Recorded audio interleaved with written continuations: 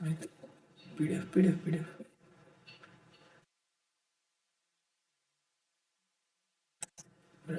Full screen ಕೆಳಗೆ full screen ಕೆಳಗೆ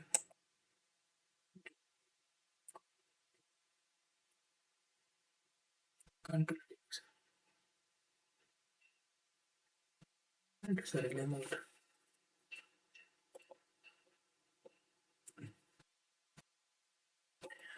okay, hi everyone. ನಿಮ್ಗೆಲ್ಲರೂ ಕೂಡ ದ್ರೋಣ ನವೋದಯ ಕೋಚಿಂಗ್ ಕ್ಲಾಸಸ್ಗೆ ನಿಮ್ಗೆಲ್ಲರಿಗೂ ಆತ್ಮೀಯವಾದಂಥ ಸ್ವಾಗತ. ನಾನು ನಿಮ್ಮ DH ನಂದಿಯಾಳ ಸರ್.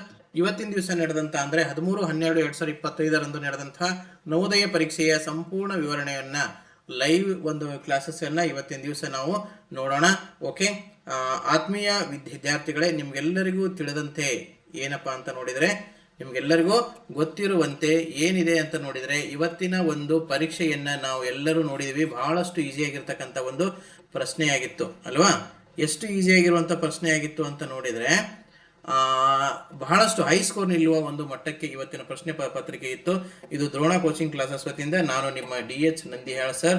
ಇವತ್ತಿನ ಒಂದು ಪ್ರಶ್ನೆ ಪತ್ರಿಕೆಯಲ್ಲಿ ನಾವೇನು ನೋಡೋಣ ಅನ್ನೋದಾದ್ರೆ, ಸಂಪೂರ್ಣ ಕೀ ಆನ್ಸರ್ ಅನ್ನ ನೋಡೋಣ.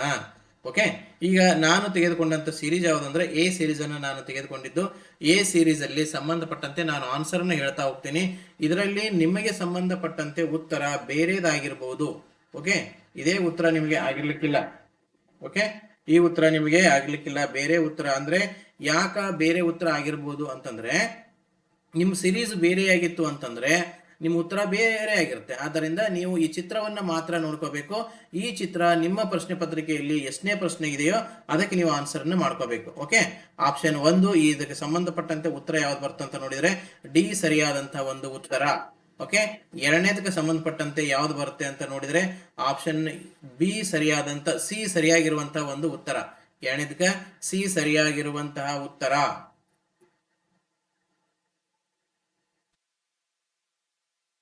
ಓಕೆ, ಪ್ರಶ್ನೆ ಸಂಖ್ಯೆ 3 ನೋಡೋಣ. 3ಕ್ಕೆ ಸಂಬಂಧಪಟ್ಟಂತೆ ಯಾವ್ದು ಬರುತ್ತೆ ಅಂತ ನೋಡಿದ್ರೆ, ಮೂರನೇದಕ್ಕೆ 3 ಆಪ್ಷನ್ ಎ ಸರಿಯಾಗಿರುವಂತಹ ಒಂದು ಉತ್ತರ. ಮೂರನೇದಕ್ಕೆ ಎ ಸರಿಯಾಗಿರುವಂತಹ ಉತ್ತರ. 4ನೇದು ಎಲ್ಲವೂ ಕೂಡ ಲಂಬ ಕೋನ ಉಂಟು ಮಾಡಿದೆ, ಡಿ ಮಾತ್ರ ವಿಶಾಲ ಕೋನ ಉಂಟು ಮಾಡಿದೆ. ಆದ್ದರಿಂದ ಡಿ ಸರಿಯಾಗಿರುವಂತಹ ಒಂದು ಉತ್ತರವಾಗಿದೆ.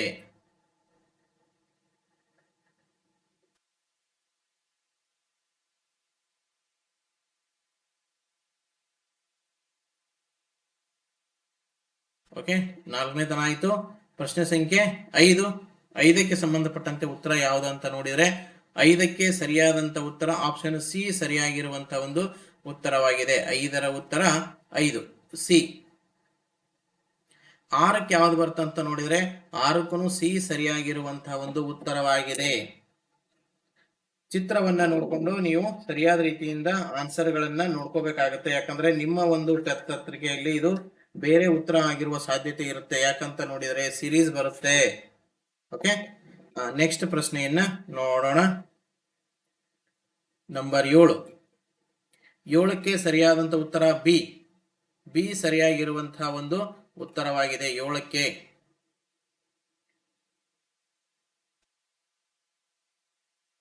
ನಂಬರ್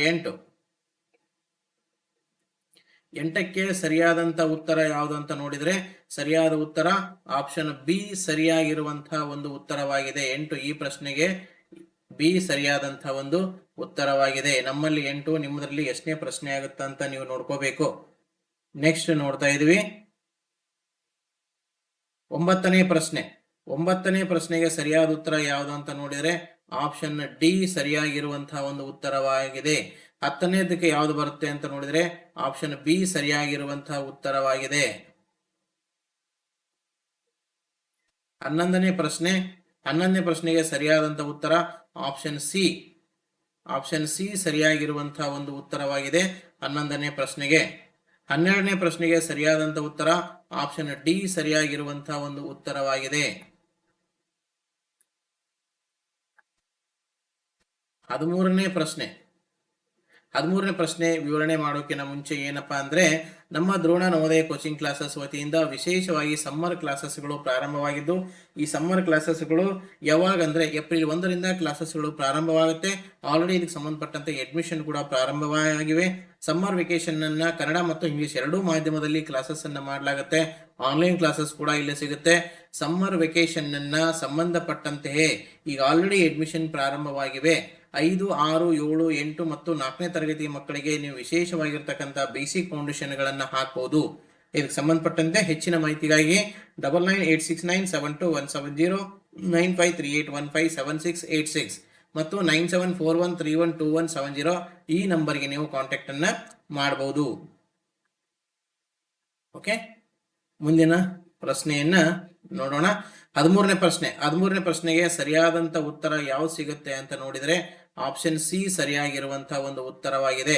13ನೇ ಪ್ರಶ್ನೆಗೆ ಸಿ ಸರಿಯಾದಂತಹ ಒಂದು ಉತ್ತರ. ನೆಕ್ಸ್ಟ್ ನೋಡ್ತಾ ಇದೀವಿ ಪ್ರಶ್ನೆ ಸಂಖ್ಯೆ 14.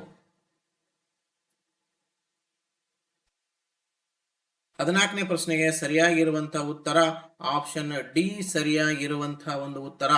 ಆಪ್ಷನ್ ಡಿ ಇದಕ್ಕೆ ಸರಿಯಾಗಿರುವಂತಹ ಉತ್ತರವಾಗಿದೆ. 15ನೇ ಪ್ರಶ್ನೆಗೆ ಸರಿಯಾದ ಉತ್ತರ ಆಪ್ಷನ್ ಬಿ. ಆಪ್ಷನ್ ಬಿ ಸರಿಯಾಗಿರುವಂತಹ ಒಂದು ಉತ್ತರವಾಗಿದೆ 15ನೇ ಪ್ರಶ್ನೆಗೆ. ನೆಕ್ಸ್ಟ್ 16ನೇ ಪ್ರಶ್ನೆಯನ್ನ ನೋಡೋಣ. ಪ್ರಶ್ನೆ ಸಂಖ್ಯೆ 16. 16ಕ್ಕೆ ಸರಿಯಾದ ಉತ್ತರ ಆಪ್ಷನ್ ಡಿ. ಆಪ್ಷನ್ ಡಿ ಸರಿಯಾಗಿರುವಂತಹ ಒಂದು ಉತ್ತರ ಪ್ರಶ್ನೆ ಸಂಖ್ಯೆ 16ಕ್ಕೆ. 17 ನೋಡೋಣ. 17ಕ್ಕೆ ಸಂಬಂಧಪಟ್ಟಂತೆ ಸರಿಯಾದ ಉತ್ತರ ಯಾವುದು ಬರುತ್ತೆ ಅಂತ ನೋಡಿದ್ರೆ ಆಪ್ಷನ್ ಎ ಸರಿಯಾಗಿರುವಂತಹ ಉತ್ತರವಾಗಿದೆ. 17ಕ್ಕೆ ಆಪ್ಷನ್ ಎ ಸರಿಯಾಗಿರುವಂತಹ ಒಂದು ಉತ್ತರ. 18ಕ್ಕೆ ಸಂಬಂಧಪಟ್ಟಂತೆ ಆಪ್ಷನ್ ಎ ಇಲ್ಲಿ ಕೂಡ ಎ ಸರಿಯಾಗಿರುವಂತಹ ಒಂದು ಉತ್ತರವಾಗಿದೆ 18ನೇ ಪ್ರಶ್ನೆಗೆ.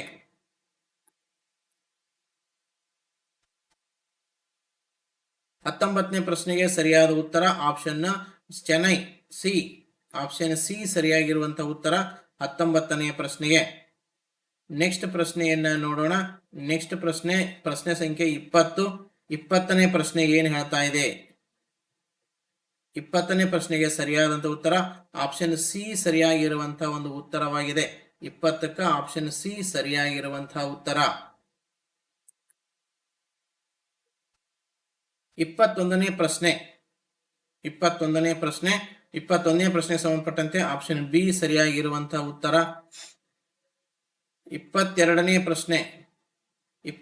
ಪ್ರಶ್ನೆ ಕೂಡ ಆಪ್ಷನ್ ಬಿ ಸರಿಯಾಗಿರುವಂತಹ ಒಂದು ಉತ್ತರ. 22ನೇ ಪ್ರಶ್ನೆಗೆ ಆಪ್ಷನ್ ಬಿ ಸರಿಯಾಗಿರುವಂತಹ ಒಂದು ಉತ್ತರ.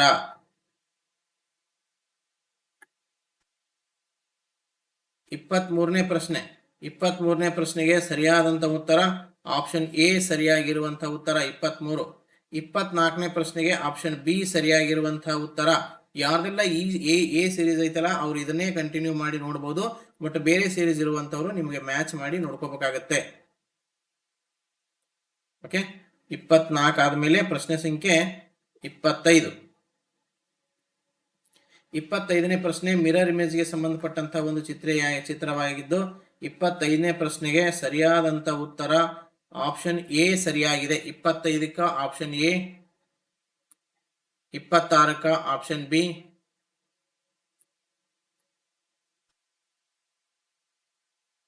ಪ್ರಶ್ನೆ ಸಂಖ್ಯೆ 27ಕ್ಕೆ option B, 27 option B, 28 option B, 27 B, 28 ಕೂಡ ಬಿ. ಚಿತ್ರವನ್ನ ಗಮನಿಸಬೇಕು, ಯಾವ ಚಿತ್ರಕ್ಕೆ ಆನ್ಸರ್ನ ಹಾಕ್ತಾ ಇದೀವಿ ಅಂತ ಹೇಳಿ. ಪ್ರಶ್ನೆ ಸಂಖ್ಯೆ 29. 29ಕ್ಕೆ ಸರಿಯಾದ ಉತ್ತರ ಆಪ್ಷನ್ ಬಿ. 29 ಸರಿಯಾದ ಉತ್ತರ option B.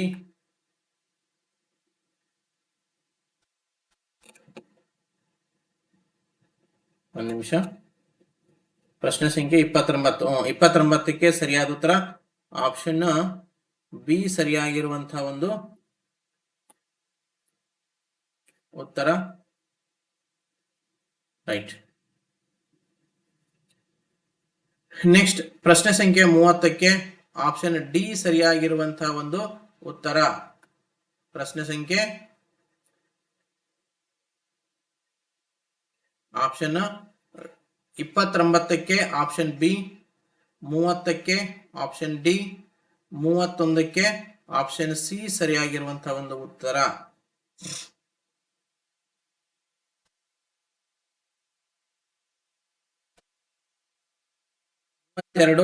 Option B, 32 option B.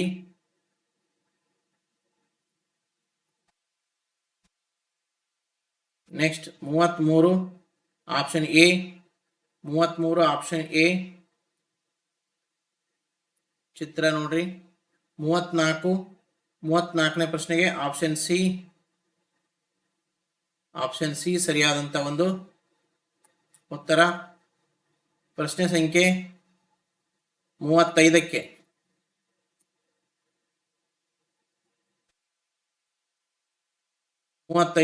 Option B ಸರಿಯಾದಂತ ಉತ್ತರ. 36ಕ್ಕೂ ಕೂಡ ಬಿ ಸರಿಯಾದಂತ ಒಂದು ಉತ್ತರ. 35 ಬಿ, 36 ಕೂಡ ಬಿ.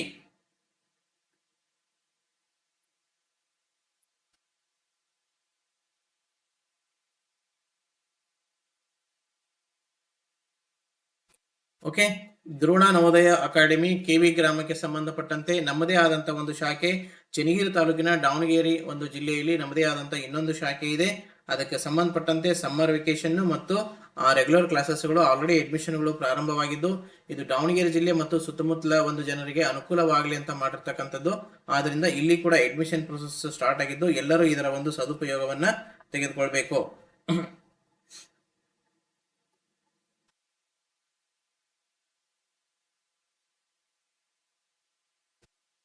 ನೆಕ್ಸ್ಟ್ ಪ್ರಶ್ನೆ 37 ಆಪ್ಷನ್ ಬಿ ಸರಿಯಾಗಿರುವಂತಹ ಒಂದು ಉತ್ತರ. 37 ಆಪ್ಷನ್ ಬಿ. 38ನೇ ನೋಡೋಣ. ಪ್ರಶ್ನೆ ಸಂಖ್ಯೆ 38. 38ನೇ ಪ್ರಶ್ನೆ ಆಪ್ಷನ್ ಎ ಸರಿಯಾಗಿರುವಂತಹ ಒಂದು ಉತ್ತರ. 38 ಆಪ್ಷನ್ ಎ. 39 ಆಪ್ಷನ್ ಬಿ ಸರಿಯಾಗಿರುವಂತಹ ಉತ್ತರ. 39 ಆಪ್ಷನ್ ಬಿ. 38 A, 39 B.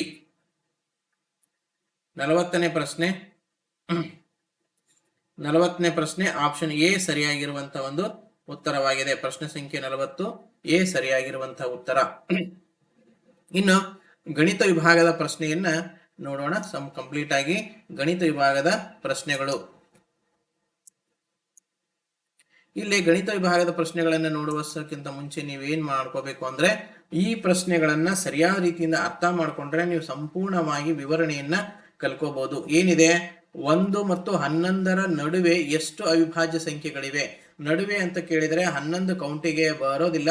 ಆದ್ದರಿಂದ 2, 3, 5 ಮತ್ತು 7 4 ಅವಿಭಾಜ್ಯ ಸಂಖ್ಯೆಗಳಿವೆ. ಆಪ್ಷನ್ ಬಿ ಸರಿಯಾಗಿದೆ. 42ನೇದೇನಿದೆ, 999 ಮತ್ತು 9999ರ ಗುಣಲಬ್ಧವೇನು ಅಂತ ಕೇಳಿದ್ದಾರೆ. ಏನ್ ಮಾಡ್ತೀರಿ? 2ನ್ನ ಗುಣಲಬ್ಧ ಮಾಡ್ತೀರಿ. 2 ಗುಣಲಬ್ಧ ಮಾಡಿದರೆ ಇದಕ್ಕೆ ಶಾರ್ಟ್ಕಟ್ ವೇ ಅನ್ನು ಕೂಡ ನಾನು ನಿಮ್ಗೆ ಹೇಳಿದ್ದೆ. ಹೆಂಗೆ 9999ನ್ನ ಇಂಟು 999 ಮಾಡೋದು ಹೆಂಗೆ ಅಂತೇಳಿ. 990ರ ಹಿಂದಿನ ಸಂಖ್ಯೆ ತಗೋಬೇಕು. ಹಿಂದಿನ ಸಂಖ್ಯೆ 998ನ್ನ ಮೈನಸ್ ಮಾಡ್ತೀರಿ. ಮೈನಸ್ ಮಾಡಿರೋ 9ರ 8 1 0 0 9 ಆಯ್ತು. ಇದೇ ಸಂಖ್ಯೆಯನ್ನ ಮೈನಸ್ ಮಾಡಿ ಸಂಖ್ಯೆಯನ್ನ ಮುಂದೆ ಬರೆದ್ರೆ 998. ಸರಿಯಾದಂತ ಉತ್ತರ ಯಾವ್ದಂದ್ರೆ ಆಪ್ಷನ್ ಸಿ ಸರಿಯಾಗಿದೆ. 42ನೇ ಪ್ರಶ್ನೆಗೆ ಸಿ ಸರಿ ಉತ್ತರ. ನೀವು ಪ್ರಶ್ನೆಯನ್ನ ನೋಡ್ಕೋರಿ, ನಿಮ್ದ್ರಾಗ ಇದು ಬೇರೆ ಒಂದು ಉತ್ತರ ಆಗಿರುತ್ತೆ. ಪ್ರಶ್ನೆ ನೋಡ್ಕೋರಿ ಅಷ್ಟೇ.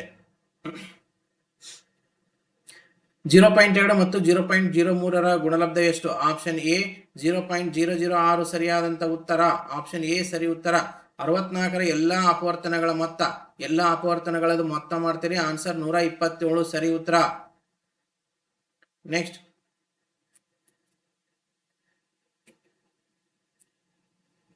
20 ಮತ್ತು 30ರ ನಡುವಿನ ಮಹತ್ತಮ ಸಾಮಾನ್ಯ ಅಪವರ್ತನ ಮಸ ಎಷ್ಟು ಅಂತ ಕೇಳಿದ್ದಾರೆ.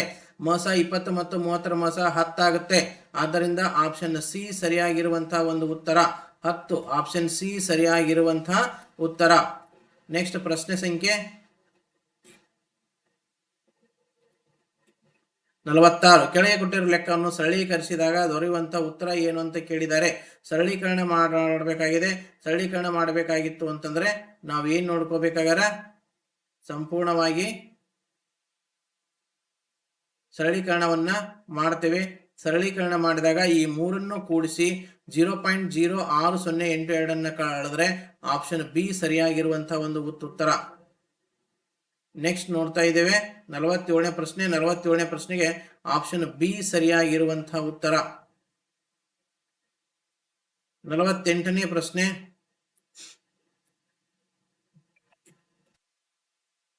48ನೇ ಪ್ರಶ್ನೆ ಏನಾಗಿದೆ ಅಂತ ನೋಡಿದ್ರೆ,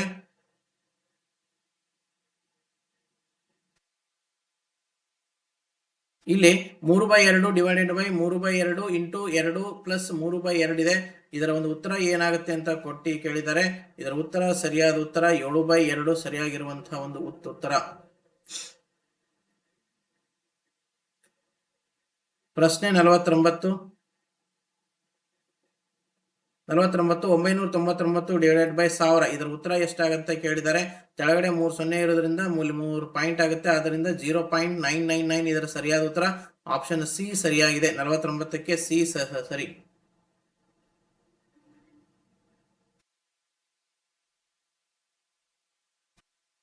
ನೆಕ್ಸ್ಟ್ ನೋಡ್ತಾ ಇದ್ದೀವಿ ಪ್ರಶ್ನೆ ಸಂಖ್ಯೆ 50. 0.238ರ ಭಿನ್ನರಾಶಿ ರೂಪ ಇದಾಗಿದೆ ಅಂತ ಕೇಳಿದ್ದಾರೆ. ಬಹಳ ಸರಳಾಗಿರ್ತಕ್ಕಂಥ ಲೆಕ್ಕ. ಇದೇನಾಗುತ್ತೆ ಅಂದ್ರೆ 238ಅನ್ನ ನಾವು ಡಿವೈಡೆಡ್ ಬೈ 1000 ಮಾಡ್ತೀವಿ. ಒಂದ್ ಸಾರಿ ಕಟ್ತಾ ಹೊಡೆದ್ರ 2 1 2 1 2 9 18 2 5 500 ಅಂದ್ರ 119/500. ಆಪ್ಷನ್ ಎ ಸರಿಯಾಗಿದೆ. ನೆಕ್ಸ್ಟ್ ನೋಡ್ತಾ ಇದ್ದೇವೆ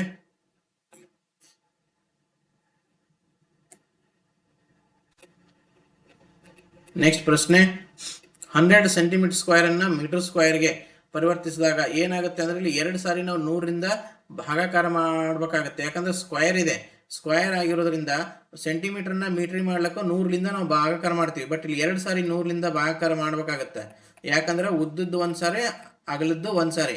2 0 2 0 ಕ್ಯಾನ್ಸಲ್ ಆಯ್ತು. ಆನ್ಸರ್ 0.01 ಮೀಟರ್ ಸ್ಕ್ವೇರ್ ಸರಿಯಾದಂತ ಉತ್ತರ. ಆಪ್ಷನ್ ಬಿ ಸರಿಯಾಗಿದೆ. ಮುಂದಿನ ಪ್ರಶ್ನೆ.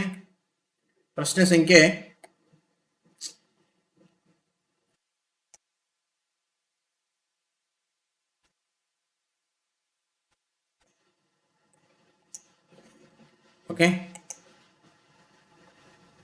ದೆಹಲಿಯಿಂದ ಜೈಪುರಕ್ಕೆ ಪ್ರಯಾಣ ಮಾಡುವ ರೈಲು ಬೆಳಗ್ಗೆ 10:45ಕ್ಕೆ ದೆಹಲಿಯಿಂದ ಹೊರಟು ಮಧ್ಯಾಹ್ನ 3:30ಕ್ಕೆ ಜೈಪುರ ತಲುಪುತ್ತದೆ. ಹಾಗಾದ್ರೆ ಪ್ರಯಾಣದ ಒಟ್ಟು ಸಮಯ ಎಷ್ಟು ಅಂತ ಕೇಳಿದ್ದಾರೆ.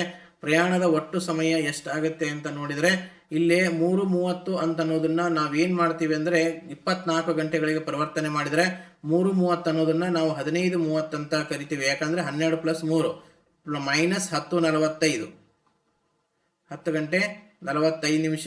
ಇದರಲ್ಲಿ 1 ಹೋದ್ರೆ ಇದು 14 ಆಯ್ತು. ಇದು 60 ಇದ್ದಿದ್ದು 90 ಆಗುತ್ತೆ. 61 ಗಂಟೆಯನ್ನ ನಾವಿಲ್ಲಿ ಪಕ್ಕದ ಮನೆಯಿಂದ ತಗೊಂಡಿರ್ತೀವಿ. 90 45 ಹೋದ್ರೆ 45, 14ರಲ್ಲಿ 10 ಹೋದ್ರೆ 4 ಗಂಟೆ 45 ನಿಮಿಷ. ಆಪ್ಷನ್ ಬಿ ಸರಿಯಾದಂತ ಒಂದು ಉತ್ತರ. ನೆಕ್ಸ್ಟ್ ಪ್ರಶ್ನೆ ಸಂಖ್ಯೆ 53. 53ನೇ ಪ್ರಶ್ನೆ ಏನ್ ಕೇಳಿದಾರಪ್ಪ ಅಂತ ನೋಡಿದ್ರೆ, ಕೆಳಗಿನ ಲೆಕ್ಕದಲ್ಲಿ ಬಿಟ್ಟುವ ಸ್ಥಳವನ್ನು ತುಂಬ್ರಿ ಅಂತ ಹೇಳ್ಯಾರ. ಎಷ್ಟು ಈಸಿ ಆಗಿದೆ ಅಂತ ನೋಡಿದ್ರೆ ಇದರಲ್ಲಿ ಯಾವ ಸಂಖ್ಯೆ ಏನಂದ್ರೆ ಇವೆರಡು ಸಂಖ್ಯೆಗಳನ್ನ ಮೈನಸ್ ಮಾಡಿ ಬಂದಂತ ಉತ್ತರಕ್ಕೆ 86ರಿಂದ ನೀವು ಭಾಗಾಕಾರ ಮಾಡಿದ್ರೆ ನಿಮಗೆ ಆನ್ಸರ್ ಸಿಗುತ್ತೆ. ಆದ್ದರಿಂದ ಆಪ್ಷನ್ ಎ ಸರಿಯಾಗಿರ್ತಕ್ಕಂಥ ಉತ್ತರ. 54ನೇ ಪ್ರಶ್ನೆಯನ್ನ ನಾವಿಲ್ಲಿ ನೋಡ್ತಾ ಇದ್ದೀವಿ. 54ನೇ ಪ್ರಶ್ನೆ ಏನಿದೆ ಅಂದ್ರೆ, ಒಂದು ಪೆಟ್ಟಿಗೆಯಲ್ಲಿ 500 ಮೊಟ್ಟೆಗಳಿದ್ದವು. ಅವುಗಳಲ್ಲಿ 3/25ರಷ್ಟು ಒಡೆದು ಹೋಗಿದ್ದವು. ಅಂದ್ರೆ ಯೋಗ್ಯವಾಗಿದ್ದು ಎಷ್ಟು? 3/25 ಒಡೆದು ಹೋಗಿವೆ ಅಂತ ನೋಡಿದ್ರೆ ಅಲ್ಲಿ ಏನಾಗುತ್ತೆ ಅಂತ ನೋಡಿದ್ರೆ 3/25ರಲ್ಲಿ ಒಟ್ಟು 500 ಮೊಟ್ಟೆಗಳು. 500 ಮೊಟ್ಟೆಗಳಲ್ಲಿ 3/25 ಒಡೆದು ಹೋಗಿವೆ ಅಂದ್ರೆ 22. 25ರಲ್ಲಿ 3 ಹೋದ್ರೆ 22. 22/25 ಇನ್ನೂ ಚೆನ್ನಾಗಿವೆ. 25 ಒಂದೇ 25 ಎರಡಲೇ 50. ಸೊ 22 ಎರಡಲೇ 44. 440 ಮೊಟ್ಟೆಗಳು ಇನ್ನೂ ಚೆನ್ನಾಗಿವೆ ಅಂತ ನಾವಿಲ್ಲಿ ತಿಳ್ಕೋಬಹುದು. ಆದ್ದರಿಂದ ಆಪ್ಷನ್ ಡಿ ಸರಿಯಾಗಿರುವಂತ ಉತ್ತರ.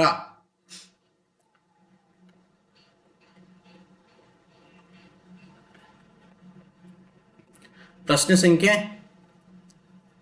55 ಒಂದು ಅಂಗಡಿಯವನು ರೂಪಾಯಿ 200ಗಳಿಗೆ ಒಂದು ಗಡಿಯಾರವನ್ನು ಖರೀದಿಸುತ್ತಾನೆ ಮತ್ತು 40 ರೂಪಾಯಿ ಲಾಭಕ್ಕೆ ಅದನ್ನು ಮಾರಾಟ ಮಾಡ್ತಾನೆ. ಹಾಗಾದ್ರೆ ಗಡಿಯಾರದ ಮಾರಾಟ ಬೆಲೆ ಎಷ್ಟು ಅಂತ ಕೇಳಿದ್ದಾರೆ.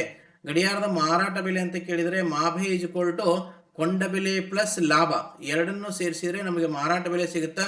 ಸೊ ಆನ್ಸರ್ ಏನ್ ಸಿಗುತ್ತಪ್ಪ ಅಂತ ನೋಡಿದ್ರೆ 240 ರೂಪಾಯಿ.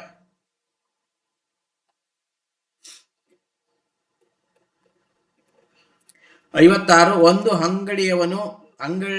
ಒಂದು ಹಣ್ಣಿನ ಅಂಗಡಿಯವನು 1500ಕ್ಕೆ ಆಪಲ್ಗಳನ್ನು ಖರೀದಿ ಮಾಡುತ್ತಾನೆ ಮತ್ತು ಆತ ತನ್ನ ಅಂಗಡಿಯವನಿಗೆ ತೆಗೆದುಕೊಂಡು ಬರಲಿಕ್ಕೆ 100 ರೂಪಾಯಿನ ಖರ್ಚು ಮಾಡ್ತಾನೆ. ಅಂದ್ರೆ ಟೋಟಲಿ ಎಷ್ಟು ತಗೊಂಡಂಗಾಯ್ತು, 1600ಕ್ಕೆ ತೆಗೆದುಕೊಂಡಂಗಾಯ್ತು. ಅವನು 2236ಕ್ಕೆ ಮಾರಾಟ ಮಾಡ್ತಾನೆ. ಹಾಗಾದ್ರೆ ಆತ ಗಳಿಸಿದ ಲಾಭ ಎಷ್ಟು ಅಂತ ಕೇಳಿದ್ದಾರೆ. ಹಾಗಾದ್ರೆ 2236 ಅವನು ಖರ್ಚು ಮಾಡಿದಂಥ ಅಮೌಂಟ್ ಎಷ್ಟಾಗುತ್ತೆ, 1600 ರೂಪಾಯಿ ಕೊಂಡ ಬೆಲೆ ಪ್ಲಸ್ ಸಾಗಾಣಿಕೆ ವೆಚ್ಚ ಸೇರಿ ಎಷ್ಟು ಉಳಿತು ಅಂತ ಕೇಳಿದರೆ 6 3 12ರಲ್ಲಿ 6 ಹೋದ್ರೆ 6 0 636 ರೂಪಾಯಿ ಅವರಿಗೆ ಉಳಿತಾಯ ಆಯಿತು, ಲಾಭ ಆಯಿತು. ಆಪ್ಷನ್ ಬಿ ಸರಿಯಾಗಿರುವಂಥ ಒಂದು ಉತ್ತರ. ಪ್ರಶ್ನೆ ಸಂಖ್ಯೆ 57. ಒಂದು ಪಂಚಭುಜದ ಸುತ್ತಳತೆ 80 ಸೆಂಟಿಮೀಟರ್ ಆಗಿದ್ದು ಅದರ 4 ಬಾಹುಗಳ ಮೊತ್ತ 63 ಸೆಂಟಿಮೀಟರ್ ಆಗಿದ್ದರೆ ಆ ಪಂಚಭುಜದ 5ನೇ ಬಾಹು ಏನು ಅಂತ ಕೇಳಿದ್ದಾರೆ. ಬಹಳ ಸಿಂಪಲ್ ಆಗಿರ್ತಕ್ಕಂಥ ಲೆಕ್ಕ ಐತೆ. ಪಂಚಭುಜ ಅಂತಂದ್ರೆ 5 ಭುಜವನ್ನು ಹೊಂದಿರತಕ್ಕಂಥ ಒಂದು ಆಕೃತಿ. 5 ಭುಜದ ಮೊತ್ತ 80 ಇದೆ ಅಲ್ವಾ, 80 ಸೆಂಟಿಮೀಟರ್ ಇದೆ. ಅದರಲ್ಲಿ 4 ಸೇರಿದ್ರೆ 63 ಆಗುತ್ತಂತೆ. ಅದನ್ನು ಮೈನಸ್ ಮಾಡಿದ್ರೆ 5ನೇ ಬಾಹು ಸಿಗುತ್ತೆ ನಮಗೆ. 10 3 ಹೋದ್ರೆ 7, 8 ಹೋದ್ರೆ 7 ಹೋದ್ರೆ 1 17 ಸೆಂಟಿಮೀಟರ್. ಆದ್ದರಿಂದ ಸರಿಯಾದಂಥ ಉತ್ತರ ಆಪ್ಷನ್ ಡಿ ಸರಿಯಾಗಿದೆ.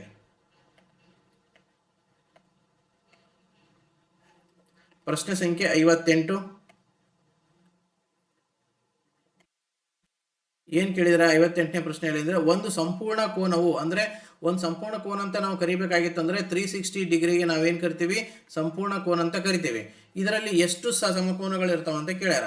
ಸಮಕೋನ ಮೀನ್ಸ್ 90 ಡಿಗ್ರಿ. 90 ಡಿಗ್ರಿ ಇದ್ರೆ ನಾವೇನಂತೀವಿ, ಸಮಕೋನಗಳಂತ ಕರಿತೀವಿ. ಹಾಗಾದ್ರೆ 360 ಆಗಬೇಕಾಗಿತ್ತು ಅಂದ್ರೆ ಡಿವೈಡೆಡ್ ಬೈ 90 91 94 4 ಸಮಕೋನಗಳನ್ನು ನಾವಿಲ್ಲಿ ಕಾಣಬಹುದು. ಪ್ರಶ್ನೆ ಸಂಖ್ಯೆ 58. ಓಕೆ, ಪ್ರಶ್ನೆ ಸಂಖ್ಯೆ 59 ನೋಡೋಣ. ಒಂದು ಆಯತದ ಎಲ್ಲಾ ಒಳಕೋನಗಳ ಮೊತ್ತವು ಇದಕ್ಕೆ ಸಮನಾಗಿರುತ್ತದೆ. ಯಾವುದೇ ಚತುರ್ಭುಜ ಆಗಿರಲಿ ಅದರ ಒಳಕೋನಗಳ ಮೊತ್ತ ಯಾವುದಕ್ಕೆ ಸಮನಾಗಿರ್ತದೆ ಅಂದ್ರೆ 360 ಡಿಗ್ರಿಗೆ ಸಮನಾಗಿರ್ತದೆ. ಆಯತ ಮಾತ್ರ ಅಲ್ಲ, ಯಾವುದೇ ಚತುರ್ಭುಜ ಆಗಿದ್ರೂ ಅದೇ ಉತ್ತರ ಬರುತ್ತೆ. ನೆಕ್ಸ್ಟ್, 115 ಕುಟುಂಬಗಳ ಒಂದು ಸಮೀಕ್ಷೆಯಲ್ಲಿ ಪ್ರತಿ ಕುಟುಂಬದಲ್ಲಿನ ಮಕ್ಕಳ ಸಂಖ್ಯೆಗಳನ್ನು ದಾಖಲಿಸಿಕೊಂಡು ದೊರಕಿದ ದತ್ತಾಂಶವನ್ನು ಸ್ತಂಭ ನಕ್ಷೆಯ ಮೂಲಕ ಚಿತ್ರಿಸಲಾಗಿದೆ. ಬಾರ್ ಗ್ರಾಫ್ನಲ್ಲಿ ತಿಳಿಸಿರುವಂತೆ ಮಕ್ಕಳಿಲ್ಲದ ಕುಟುಂಬಗಳ ಸಂಖ್ಯೆ ಎಷ್ಟು ಅಂತ ಕೇಳ್ಯಾರ. ಏನು ಕೊಟ್ಟಿದ್ದಾರೆ ಅಂತಂದ್ರೆ ಇಲ್ಲಿ ಟೋಟಲಿ ನೋಡ್ರಿ ಒಂದೇದು ಅಂದ್ರೆ ಕನಿಷ್ಠ 1 ಮಕ್ಕಳು ಇರುವಂತಹ ಕುಟುಂಬಗಳ ಸಂಖ್ಯೆ ಎಷ್ಟೈತೆ ಅಂತ ನೋಡಿದ್ರೆ 20 ಇದೆ. ಕನಿಷ್ಠ 1 ಮಕ್ಕಳಿದ್ದವರು. ಕನಿಷ್ಠ 2 ಮಕ್ಕಳು ಇರ್ತಕ್ಕಂಥವ್ರ ಕುಟುಂಬಗಳ ಸಂಖ್ಯೆ ಎಷ್ಟಂತ ನೋಡಿದರೆ 30 ಕುಟುಂಬಗಳು 2 ಮಕ್ಕಳು ಇರೋದು. ಇನ್ನು ನೆಕ್ಸ್ಟ್ 3 ಮಕ್ಕಳು ಇರುವಂತವ್ರು 35 ಕುಟುಂಬಗಳನ್ನ ನಾವು 3 ಮಕ್ಕಳು ಇರುವಂತದನ್ನ ನೋಡ್ತೀವಿ.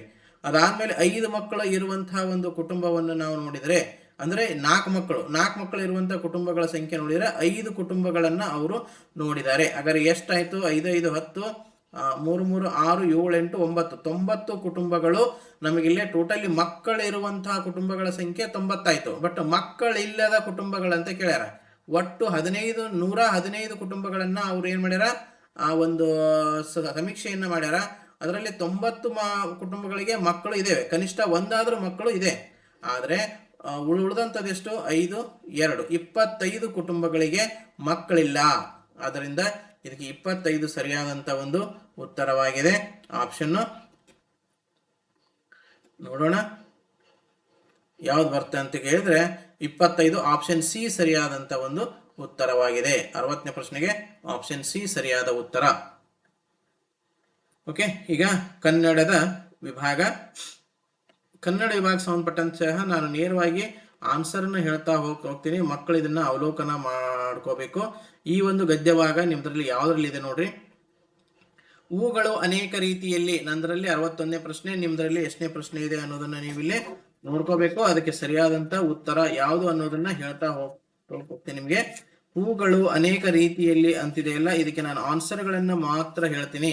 ಯಾಕಂದ್ರೆ ವಿವರಣೆ ಈಗ ತಿಳ್ಕೊಳಕ ನಿಮ್ಗೂ ಸಮಯ ಇಲ್ಲ, ನಮಗೂ ಕೂಡ ಸಮಯ ಇಲ್ಲ. ಓಕೆ, 61ನೇ ಪ್ರಶ್ನೆ, ಹೂಗಳು ಅನೇಕ ರೀತಿಯಲ್ಲಿ ಉಪಯುಕ್ತವಾಗಿದೆ. ಸರಿಯಾದಂತ ಉತ್ತರ 61ಕ್ಕೆ ಉಪಯುಕ್ತವಾಗಿವೆ. ನೆಕ್ಸ್ಟ್, ಹೂಗಳು ಡ್ಯಾಶ್ ಇರುತ್ತವೆ. ಹೂಗಳು ಹೆಂಗಿರ್ತವಂತ ವಿವಿಧ ಬಣ್ಣಗಳು ಮತ್ತು ಆಕಾರಗಳಲ್ಲಿ ಇರುತ್ತವೆ. ಆಪ್ಷನ್ ಸಿ ಸರಿಯಾದಂತ ಉತ್ತರ. ಹೂಗಳು ಹೆಂಗಿರ್ತಾವಂದ್ರ ವಿವಿಧ ಬಣ್ಣಗಳು ಮತ್ತು ಆಕಾರಗಳಲ್ಲಿ. 63ನೇ ಪ್ರಶ್ನೆ, ಹೂಗಳು ವ್ಯಾವಹಾರಿಕ ಉಪಯೋಗವೇನು? ಹೂಗಳು ನಮ್ಗೆ ಯಾಕೆ ಬೇಕು ಅನ್ನೋದನ್ನು ಪ್ರಶ್ನೆಯನ್ನು ಕೇಳಿದ್ದಾರೆ. ಅಂದ್ರೆ ಇದಕ್ಕೆ ಆಪ್ಷನ್ ಏನಾಗಿದೆ? ಎ ಸರಿಯಾದಂತ ಉತ್ತರ. ಟಿ ಸುಗಂಧ ದ್ರವ್ಯಗಳು ಮತ್ತು ಅಲಂಕಾರಿಕ ಪ್ರಸಾದಗಳ ತಯಾರಿಕೆಯಲ್ಲಿ ನಮಗೆ ಹೂಗಳ ವ್ಯಾವಹಾರಿಕ ತಯಾರಿಕೆ ಆಗುತ್ತೆ. ಓಕೆ, ಮುಂದಿನ ಪ್ರಶ್ನೆ,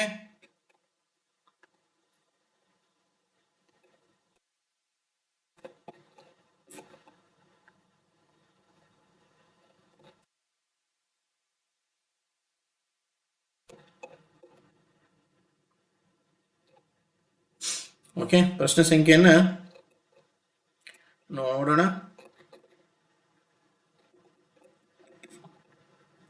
ಓಕೆ, ಪ್ರಶ್ನೆ ಸಂಖ್ಯೆ 64. ಡ್ಯಾಶ್ ಹೂಗಳನ್ನು ಔಷಧಗಳನ್ನು ತಯಾರಿಸಲು ಉಪಯೋಗಿಸುತ್ತಾರೆ. ಎಲ್ಲನ, ಕೆಲವುನ, ವರ್ಣರಂಜಿತವಾದ, ಸಣ್ಣ. ಅಲ್ಲೇ ಆಪ್ಷನ್ ಬರ್ತಕ್ಕಂಥದ್ದು ಕೆಲವು ಹೂಗಳನ್ನು ಔಷಧಿಗಳನ್ನು ತಯಾರಿಸಲು ಉಪಯೋಗಿಸುತ್ತಾರೆ. ಕೆಲವು, ಆಪ್ಷನ್ ಬಿ ಸರಿಯಾಗಿರುವಂತಹ ಒಂದು ಉತ್ತರ. ಪ್ರಶ್ನೆ ಸಂಖ್ಯೆ 65. ಪರಿಣಾಮ ಪದದ ಅರ್ಥ. ಪರಿಣಾಮ ಬೀರುವುದು ಅಂತ ಹೇಳಿರ್ತಾರಲ್ಲ, ಹಂಗಂದ್ರೆ ಏನು ಅಂತ ಕೇಳಿದರೆ, ಪರಿಣಾಮ ಬೀರುವುದು ಅಂತ ಕೇಳಿದರೆ ಪ್ರಭಾವ ಬೀರುವುದು. Option B ಸರಿಯಾಗಿರ್ತಕ್ಕಂಥದ್ದು. 64 ಕೆಲವು, 65 ಪ್ರಭಾವ ಬೀರುವುದು.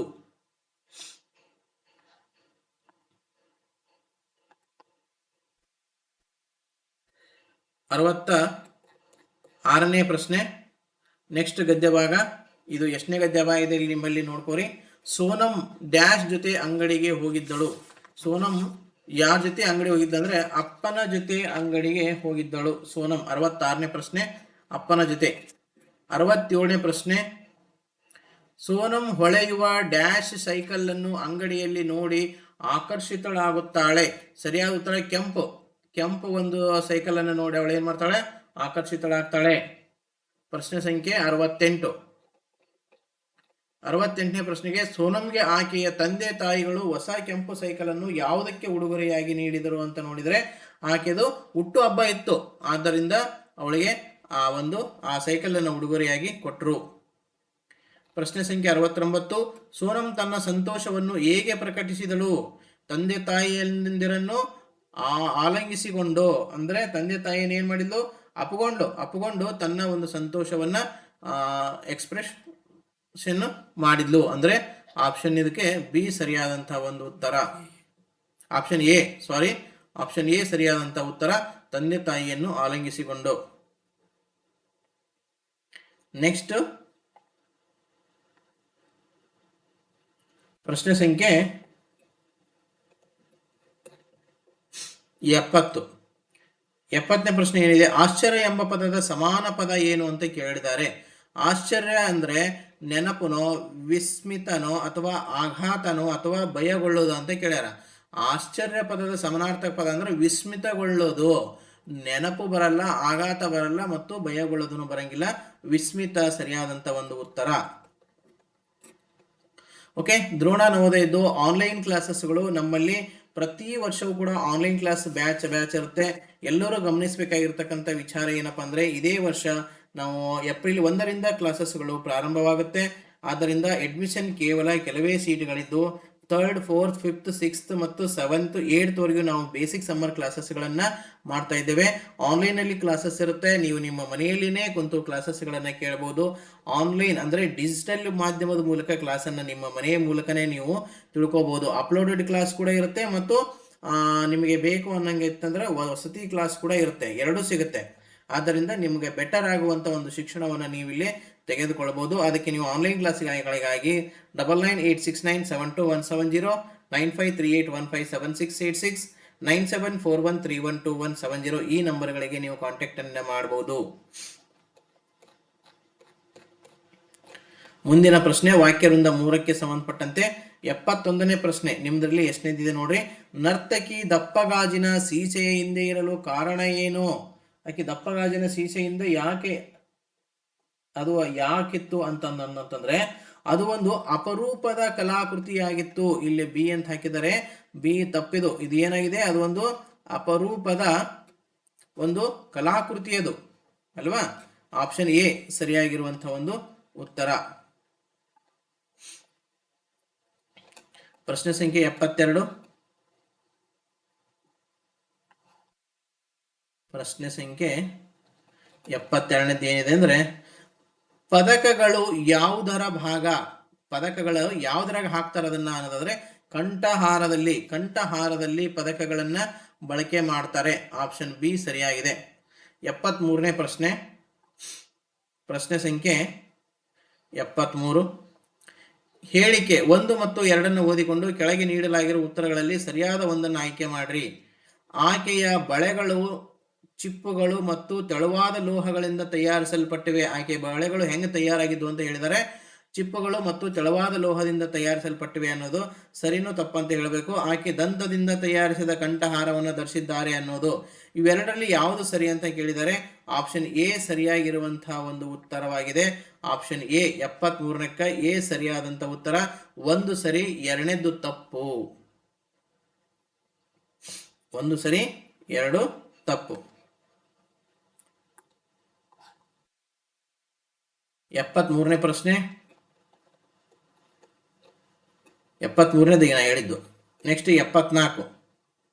ಕೆಳಗಿನವುಗಳಲ್ಲಿ ನಿರ್ಭಯ ಪದಕ್ಕೆ ಪರ್ಯಾಯವಲ್ಲದ ಪದ ಯಾವುದು ಅಂತ ಹೇಳಿದ್ದಾರೆ. ಓಕೆನಾ? ನಿರ್ಭಯ ಪದಕ್ಕೆ ಪರ್ಯಾಯವಲ್ಲದ ಪದ ಯಾವುದು ಅಂತ ಕೇಳಿದ್ದಾರೆ. ಪರಾಕ್ರಮ, ಸಾಹಸ, ಧೈರ್ಯ ಇವು 3 ಒಂದೇನೇ ಅರ್ಥವನ್ನ ಇವು ಕೊಡ್ತಾವು. ಆದ್ದರಿಂದ ಹೆದರು ನಿರ್ಭಯಕ್ಕೆ ಪರ್ಯಾಯವಲ್ಲದಂದ್ರೆ ಸಮನಾರ್ಥಕ ಪದ ಅಲ್ಲ, ಅಂದ್ರೆ ವಿರೋಧ ಪದ ಯಾವುದು, ವಿರುದ್ಧಾರ್ಥಕ ಪದ ಯಾವುದು ಅಂತ ಕೇಳಿದ್ದಾರೆ. ನಿರ್ಭಯವಾಗಿರೋದಂದ್ರೆ ಹೆದರದೇ ಇರೋದು. ಅದಕ್ಕೆ ಏನ್ ಮಾಡಬೇಕು? ಹೆದರುವುದು ಸರಿಯಾದಂತ ಒಂದು ಉತ್ತರ. ಆಪ್ಷನ್ ಎ ಸರಿಯಾದಂತ ಉತ್ತರವಾಗಿದೆ. ನೆಕ್ಸ್ಟ್ ಪ್ರಶ್ನೆ ಸಂಖ್ಯೆ 75. ಪ್ರಶ್ನೆ ಸಂಖ್ಯೆ 75ಕ್ಕೆ ಕಲಾಕೃತಿ ಶಬ್ದದ ಅರ್ಥ ಏನು ಅಂತ ಕೇಳಿದ್ದಾರೆ.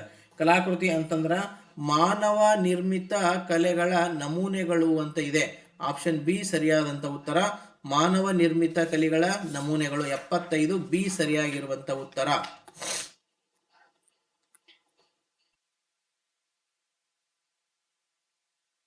ಓಕೆ, 76ಕ್ಕೆ ಸಂಬಂಧಪಟ್ಟಂತೆ ಲಾಸ್ಟ್ ಗದ್ಯ ಭಾಗ. ಇದು ನಿಮ್ಮದರಲ್ಲಿ ಎಷ್ಟನೇ ಗದ್ಯ ಭಾಗ ನೋಡ್ಕೊರಿ. ದೊಡ್ಡ ಗಾತ್ರದ ಪಾಂಡಾಗಳನ್ನು ಮೃಗಾಲಯದಲ್ಲಿ ಸಂರಕ್ಷಿಸುವುದು ತುಂಬಾ ಕಠಿಣ, ಏಕೆ? ಯಾಕಂತ ಕೇಳಿದ್ರೆ ಆಪ್ಷನ್ ಸಿ ಸರಿಯಾಗಿರುವಂತ ಉತ್ತರ. ಅವುಗಳಿಗೆ ಆಹಾರ ಸರಬರಾಜು ಮಾಡುವುದು ತುಂಬಾ ಕಷ್ಟ. ಯಾಕಂದ್ರೆ ದೊಡ್ಡ ಗಾತ್ರದ ಪಾಂಡಾಗಳು ಆಗಿರೋದ್ರಿಂದ ಅವುಗಳಿಗೆ ಆಹಾರವನ್ನ ಸರಬರಾಜು ಮಾಡಲಿಕ್ಕೆ ತುಂಬಾ ಆಹಾರ ಬೇಕಾಗುತ್ತೆ. ಆದ್ದರಿಂದ ಅದು ಕಷ್ಟದ ಕೆಲಸ. 76 ಆಯ್ತು. ನೆಕ್ಸ್ಟ್ 77. ದೊಡ್ಡ ಗಾತ್ರದ ಪಾಂಡಾಗಳ ಮುಖ್ಯ ಆಹಾರ ಯಾವುದು ಅಂತ ಕೇಳಿದ್ದಾರೆ. ದೊಡ್ಡ ಗಾತ್ರದ ಪಾಂಡಾಗಳ ಮುಖ್ಯ ಆಹಾರ ಯಾವುದು ಅಂತ ಕೇಳಿದ್ದಾರೆ. ಬಿದಿರಿನ ಚಿಗುರುಗಳು ಸರಿಯಾದಂತ ಉತ್ತರ. ಆಪ್ಷನ್ ಬಿ ಬಿದಿರಿನ ಚಿಗುರುಗಳು. 78ನೇ ಪ್ರಶ್ನೆ. ಈ ಅಪೂರ್ವ ಪ್ರಾಣಿ ಸಂತತಿ ನಶಿಸುತ್ತಿರಲು ಕಾರಣವೇನು? ಯಾಕೆ ಈ ಒಂದು ಪ್ರಾಣಿ ಸಂತತಿ ಅಲ್ಲಿ ನಶಿಸ್ತಾ ಇದೆ ಅಂತ ನೋಡಿದ್ರೆ ಆಪ್ಷನ್ ಬಿ ಸರಿಯಾಗಿದೆ. ಇಲ್ಲಿ ಎ ಅಂತ ಹಾಕಿದ್ದಾರೆ, ಬಟ್ ಇಲ್ಲಿ ಸರಿಯಾದ ಉತ್ತರ ಬಿ, ಎ ಅಲ್ಲ, ಬಿ ಸರಿಯಾದಂತ ಉತ್ತರ. ಹೆಚ್ಚಿನ ಸಂಖ್ಯೆಯಲ್ಲಿ ಬೇಟೆಯಾಡುವುದು ಮತ್ತು ಅವುಗಳ ನೈಸರ್ಗಿಕ ಆವಾಸ ಸ್ಥಾನಗಳನ್ನ ನಾಶ ಮಾಡೋದು. ಅಂದ್ರೆ ನೈಸರ್ಗಿಕ ಆವಾಸ ಸ್ಥಾನ ಅಂದ್ರೆ ಕಾಡನ್ನು ನಾಶ ಮಾಡ್ತೀವಲ್ಲ, ಅದರಿಂದ ಏನಾಗುತ್ತೆ ಅಂತ ಕೇಳಿದ್ರೆ ಆ ಒಂದು ಸಂತತಿ ನಶಿಸಿ ಹೋಗ್ತಾ ಇದೆ. ನೆಕ್ಸ್ಟ್ ಪ್ರಶ್ನೆ 79. ಕೆಳಗಿನವುಗಳಲ್ಲಿ ಯಾವುದು ವಿಶಾಲ ಶಬ್ದದ ವಿರುದ್ಧ ಶಬ್ದ ಅಂತ ಕೇಳಿದ್ದಾರೆ. ವಿಶಾಲ ಅಂದ್ರೆ ದೊಡ್ಡ, ಹೆಚ್ಚು, ನೀಳ ಹೀಗೆಲ್ಲ ಅರ್ಥವನ್ನ ಕೊಡುತ್ತೆ. ಆದ್ರೆ ವಿಶಾಲ ಪದದ ವಿರುದ್ಧ ಪದ ಅಂತ ಕೇಳಿದ್ರೆ ಕಡಿಮೆ ಅನ್ನುವಂಥದ್ದು ವಿಶಾಲ ಪದದ ವಿರುದ್ಧವಾರ್ತಕ್ಕಂಥ ಒಂದು ಪದ. ನೆಕ್ಸ್ಟ್ 80ನೇ ಪ್ರಶ್ನೆ. ಮೃಗಾಲಯವು, ಲಾಸ್ಟ್ ಪ್ರಶ್ನೆ ಇದೆ ಇದು. ಮೃಗಾಲಯವು ಏನಾಗಿತ್ತು ಅಂತ ಕೇಳಿದ್ದಾರೆ. ಪಕ್ಷಿಗಳನ್ನು ಪಂಜರಗಳಲ್ಲಿ ಬಂಧಿಸಿಡುವಂತ ಸ್ಥಳಕ್ಕೆ ಮೃಗಾಲಯ ಅಂತಾರೋ, ಪ್ರಾಣಿಗಳು ಆಹಾರ ಸೇವಿಸಿ ವಿಶ್ರಾಂತಿ ಪಡೆಯುವ ಸ್ಥಳನೋ, ಮಕ್ಕಳು ಪ್ರಾಣಿಗಳಿಗೆ ಮನರಂಜನೆ ನೀಡಲು ಹೋಗುವ ಸ್ಥಳನೋ, ಪ್ರಾಣಿ ಮತ್ತು ಪಕ್ಷಿಗಳನ್ನು ಬೋನುಗಳಲ್ಲೂ ಪಂಜರಗಳಲ್ಲೂ ಇಡುವಂತಹ ಸ್ಥಳ ಅಂತ ಕೇಳಿದ್ದಾರೆ. ಗದ್ಯ ಭಾಗದ ಪ್ರಕಾರ ಈ ಒಂದು ಪ್ರಶ್ನೆಗೆ ಸರಿಯಾದ ಉತ್ತರ ಏನಂದ್ರೆ ಪ್ರಾಣಿಗಳು ಆಹಾರ ಸೇವಿಸಿ ವಿಶ್ರಾಂತಿ ಪಡೆಯುವಂತಹ ಒಂದು ಸ್ಥಳಕ್ಕೆ ನಾವೇಂತ ಕರಿತೀವಿ ಅಂತ ಕೇಳಿದ್ರೆ ಮೃಗಾಲಯ ಅಂತೇಳಿ ನಾವಿಲ್ಲಿ ಕರಿತೀವಿ. ಓಕೆ, ಇಷ್ಟು ಪ್ರಶ್ನೆಗಳಿಗೆ ನಾವು ಇವತ್ತಿನ ದಿವಸ ಆನ್ಸರ್ಗಳನ್ನ ಮಾಡಿದ್ವಿ.